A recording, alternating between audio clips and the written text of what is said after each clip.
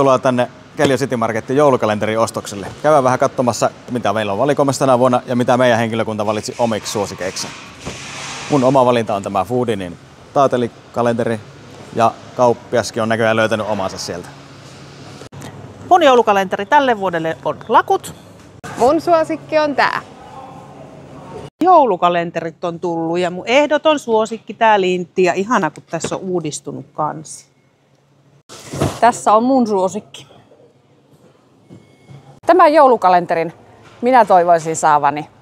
Toimii aina. Mun valinta on tää terveellinen Elovena puurojoulukalenteri. Fatseri on aina paras.